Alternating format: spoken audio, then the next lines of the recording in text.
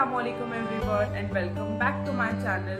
तो फ्रेंड्स, आज की इस वीडियो में मैं आप लोगों के साथ शेयर करने वाली हूँ अपना फ्राइडे रूटीन। तो अभी ये थर्सडे नाइट है और अभी ये तहज्जुद का टाइम है, तो मैं आप लोगों के साथ अब तहज्जुद से लेके पूरा नेक्स्ट डे कवर करने वाली हूँ। तो पूरे दिन का आपको रूटीन दिखाने वाली हूँ कि आप लोग अपने जुमे के दिन को कैसे प्रोडक्टिव बना सकते हैं, कैसे आप अल्लाह का ज़्यादा से ज़्यादा जिक्र कर सकते हैं। क्योंकि फ्रेंड्स, जुम्मा का दिन जो है वो एक बहुत ही ज़्यादा एक इम्पॉर्टेंट दिन है, क्योंकि हुज़ूर सल्लल्लाहु अलैहि वसल्लम फरमाते हैं कि जुमे की नमाज अटेंड करना is equivalent to a year of fasting. आप समझ सकते हैं फिर कि जुमे की कितनी ज़्यादा फजीलत है। और सुभान अल्लाह, द फर्स्ट मैन आदम अलैहिस्सलाम को भी फ्राइडे के ही दिन बनाया गया था। तो हमें ट्राई करना है कि हम अपने जुमे के दिन को ज़्यादा से ज़्यादा प्रोडक्टिव बनाएं, हम उस पर ज़्यादा से ज़्यादा सवाब करें, क्योंकि जुमे के दिन किए जाने वाले सवाब, एक सवाब की नेकी का बदला 70 गुना ज़्यादा होता है। तो हमें ट्राई करना है कि हम ज़्यादा से ज़्यादा नेकी करें और गुनाहों से बचें। तो चलिए देखते हैं, मैं तहज्जुद की नमाज अदा करूँगी और फिर उसके बाद देखते हैं कि हम नेक्स्ट क्या करेंगे।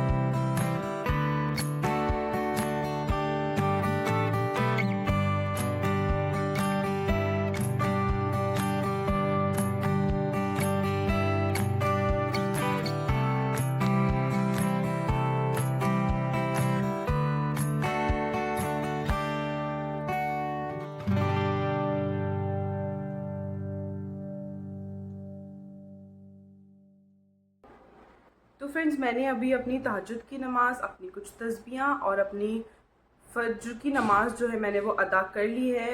अब मैं आपको बताती हूँ कि मैंने कुछ तस्बीहों में कौन सी तस्बीहां जो हैं वो अभी पढ़ी हैं।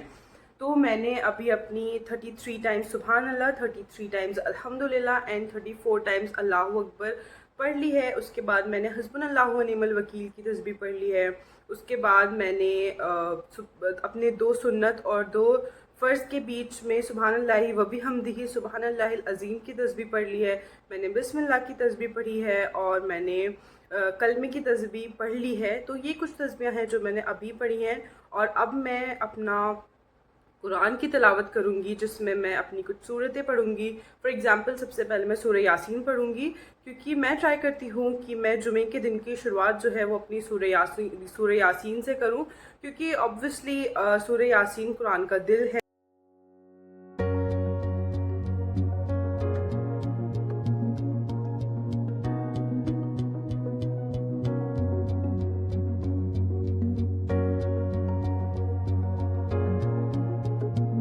अस्सलामुअलैकुम एवरीवन, होप सो कि आप सब लोग ठीक होंगे।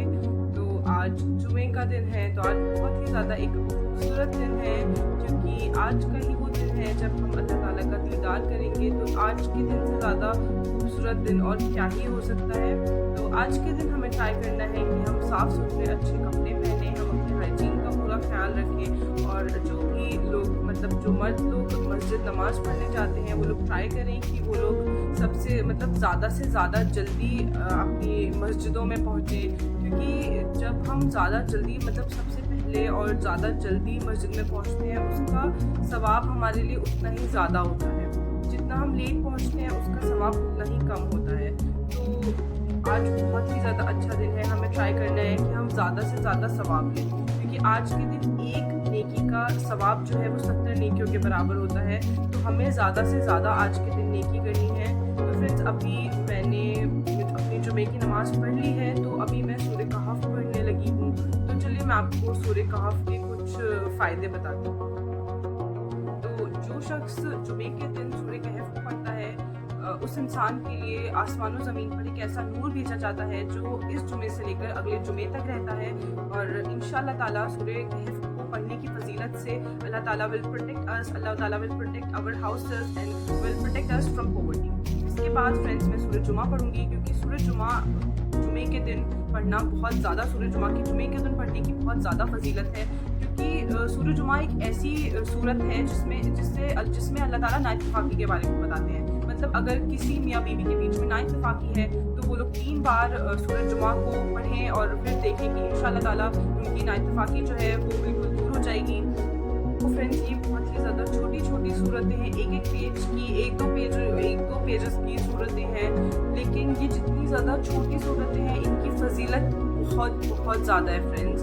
तो हमें ट्राई करना है कि हम अपने इतने ज़्यादा बड़े दिन में से इतना छोटा सा टाइम निकाल कर इंशाअल्लाह ताला इन सूरतों को ज़रूर पढ़ें, क्योंकि इनके बारे में हज़रत इब्ने अब्बास रज़ियल्लाहु ताला अन्हा से रिवायत है कि हुज़ूर सल्लल्लाहु अलैहि वसल्लम जुमे के दिन सूरह जुमा और सूरतुल मुनाफ़िकीन ज़रूर पढ़ते थे, और वो सूरतुल मुनाफ़िकीन अपने इशा की नमाज में भी पढ़ते थे।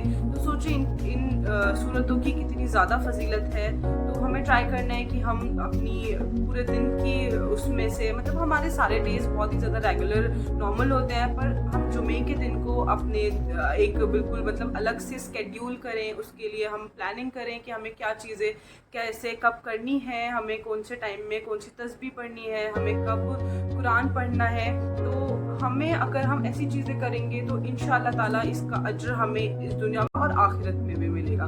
तो फ्रेंड्स अभी बस मैंने ये सोचा कि मैं आप लोगों को दिखा देती हूँ कि मैं क्या क्या पढ़ती हूँ, ताकि मतलब ऑब्वियसली इससे बहुत ज़्यादा चीज़ें हम जुमे के दिन पढ़ सकते हैं, मगर एज अ बिगिनर, अगर कोई बिगिनर है तो वो इन छोटी छोटी आयतों से शुरू करे और इंशाअल्लाह ताला फिर हम और ज़्यादा चीज़ें करें तो इंशाअल्लाह इसका सवाब हमें बहुत ज़्यादा होगा।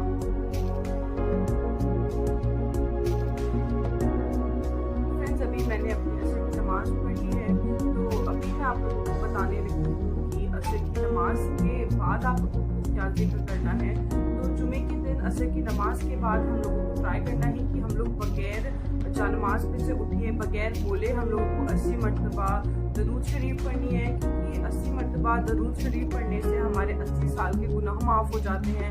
तो इसकी बहुत ज़्यादा फजीलत है और सल्लल्लाहु अलैहि वसल्लम को वो इंसान बहुत ज़्यादा पसंद है जो उनके लिए दरूद शरीफ पढ़ता है।